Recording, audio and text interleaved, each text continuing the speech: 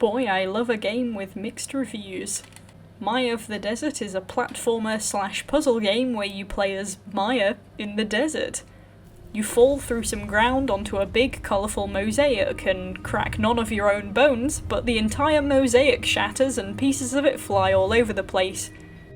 You are then visited by a very well voice-acted magical spirit cat who is kind enough to offer to teach you geomancy so that you can fulfill its strict "you break it, you pay for it" policy and go fix the mosaic. The initial visuals look a bit sketchy, and when I first loaded the game it actually froze on the loading screen, so that was promising. But after I shut down Steam with Task Manager, reopened it and reopened the game, it loaded in a flash and all was well. I think the reason the graphics look so sketchy are because they have a weird design of having fully solid line art but then blurred edges on the colour, so it gives it a look as if the designers just suddenly forgot how to colour within the lines. That's only really the case in the cutscenes though, and the actual game graphics are pretty decent. The movement animation for the character is really good with the clothes flowing, the jump animation is a little weird but not too bad, and they added a nice touch with the footprints in the sand outside as well. The character design is pretty neat too, with the glowing designs on the face. The first area is an indoor temple, and you get shown the controls for the basic geomancy, or earth control, skills. They're easy: left mouse to make rock pillar grow out of dark patch, and right mouse to make rock pillar go back into dark patch. Or, once you clear an area, you can press F to press F to put all the pillars back underground. The stamina bar at the bottom limits the amount of your power you can use, so the further a pillar is pulled out of the ground, the more the stamina bar depletes, which means if you need multiple pillars at once, you have to share your stamina between them and not make any of them too big. Your second ability is boulder control, which is left mouse to pick up and right mouse to throw whilst you have it picked up. I'm very easily amused by mechanics in games where you can throw objects, so it kept me entertained all through the levels, being able to carry a boulder with me and smash the place up wherever I went. The sound effects also made it very satisfying. The stamina bar is on a timer as you hold the boulder, and you can suspend it for 11 seconds with an entire stamina bar initially, so it's not too much to worry about for this use. The boulder mechanic is sturdy, there are no issues with hitboxes, but unfortunately the pillar mechanic isn't quite as stable. You have an ability to catch onto walls when you jump, which is very helpful, but the connection between the sides of the pillars and the detection for an edge with the catch is a bit wobbly. A couple of times I caught the edge of a pillar, only for my shins to clip through half of the pillar and get me stuck. One time I became one with the wall and had to restart. Another time I clipped entirely through a wall to the outside, but luckily the restart does actually keep the progress where it's at, so if you've collected 2 mosaic pieces you will still have them on restart. You just move to the beginning of that area again, until you get to the part where you have to collect 2 keys. Even if you save game and come back onto it, it forgets that you've got the key, so guess you gotta do that tricky bit again. The puzzles were tame to begin with, and I got through the first area pretty easily.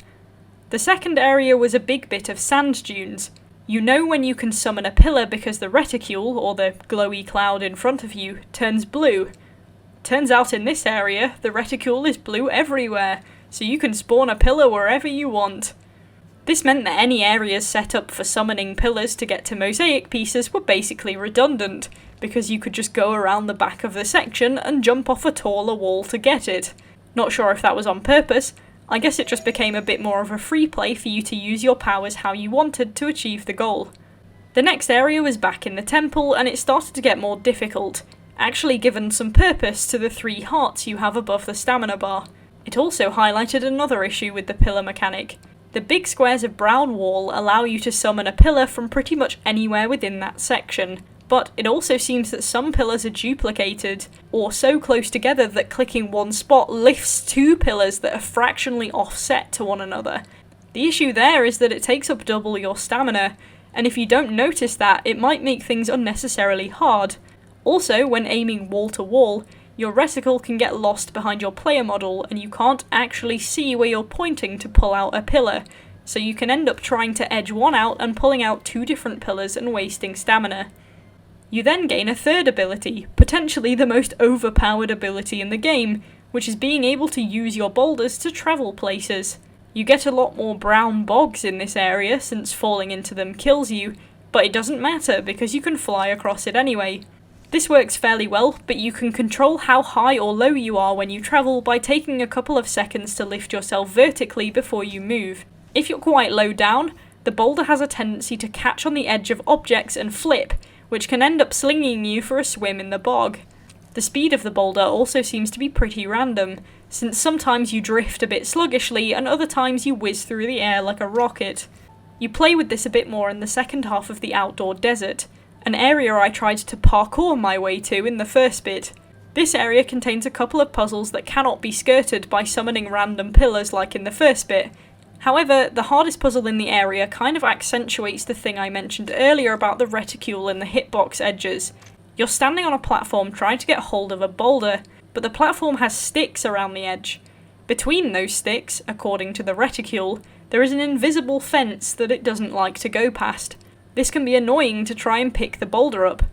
Also, it highlights the fact that you cannot move the boulder further away from you, so if you pick it up to put it on another platform, you have to have picked it up from the right distance away. You can bring boulders closer to you, though the game doesn't really tell you that, but you can't force them further away, which is what you need in this puzzle. What the boulder flying ability did was encourage me even more to keep a companion boulder in my grip at all times, allowing me to smash things up at will. The power of this skill was demonstrated in the final areas the most. Now this last chunk of desert actually has two exits, one open and the other hid behind a barred gate. You'd think the wide open portal would be the most inviting, especially considering it's smack bang in front of you in the area. But they built my brain upside down in the factory, so I decided to go through the barred door first. This took me into what I didn't know yet was the final area of the game, and I got to the final boss, 1, not having a single clue how to beat it, and 2, missing a final skill that you learn in the other accessible area that was pretty damn important for this fight.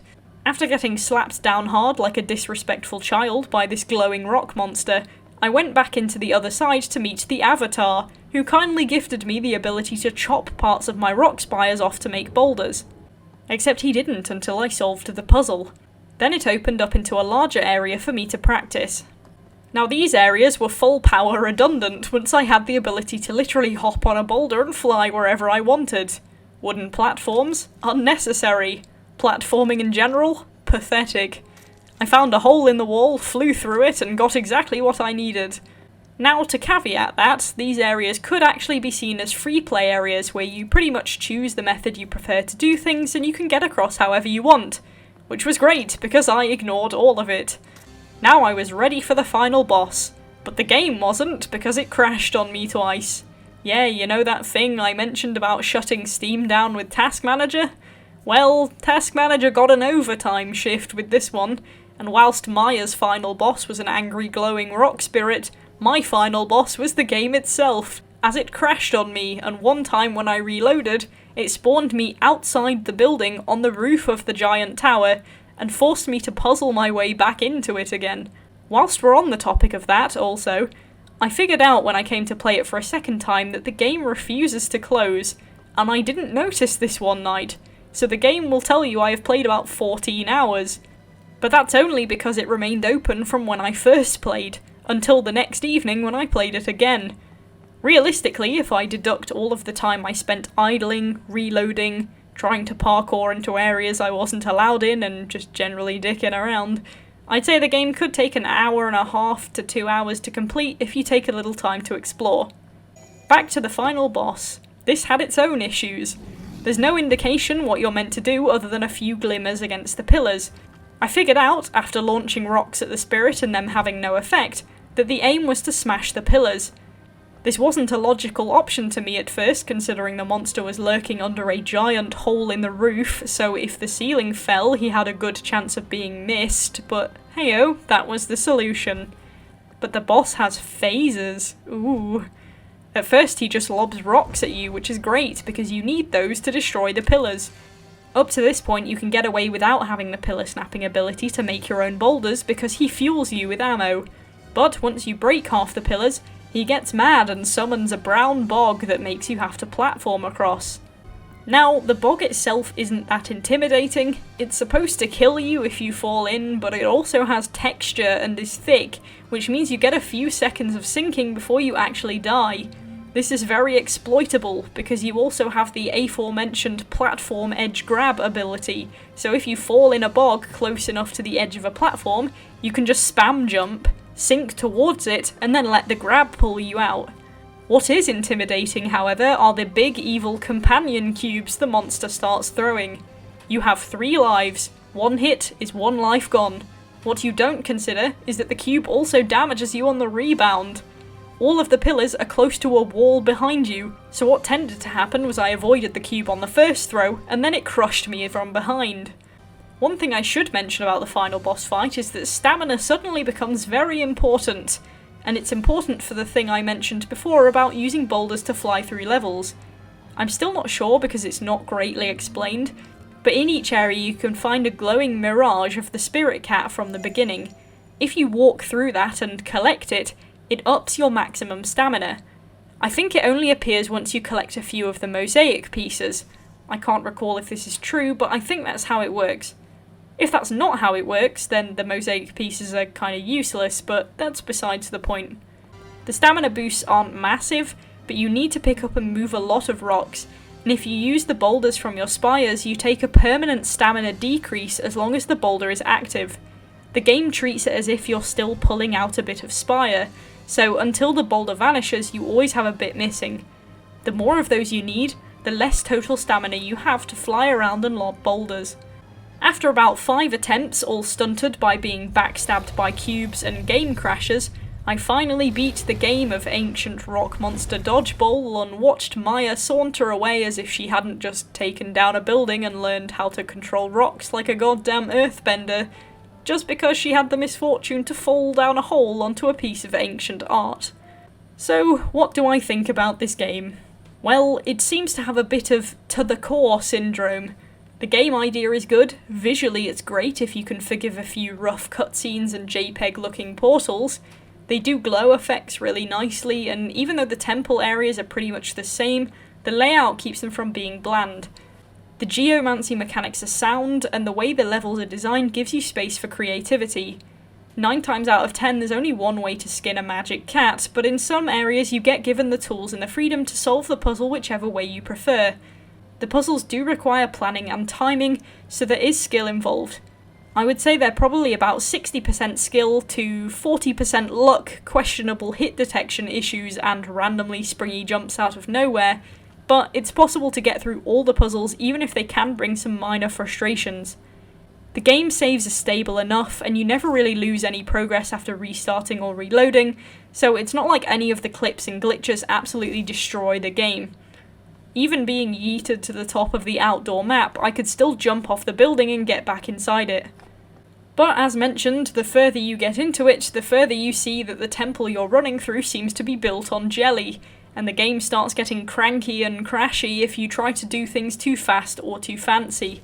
That can kill the experience for some, especially if every crash results in you having to force stop Steam in Task Manager, because even though the game crashed, it still told me the app was running in Steam. It's well designed with the puzzles and levels, the mechanics work great with stamina conservation and variety in skills, the collectibles are a little questionable in purpose other than the stamina boost, but it's some motivation to explore and get the most out of what the game has. The minimal voice acting was well done, the animation was good, and there was clearly good attention to detail. It's a game that has good potential and that I want to give a decent score to. It's just a shame it buckles under its own weight at later stages and has loose edges that will cause clipping issues and a couple of minor problems with the reticle and camera when in areas with certain objects behind or in front. It's not an experience I regret though, and it got me invested enough to persevere through multiple crashes to see it to the end. So I'll give Maya of the Desert a 7 out of 10.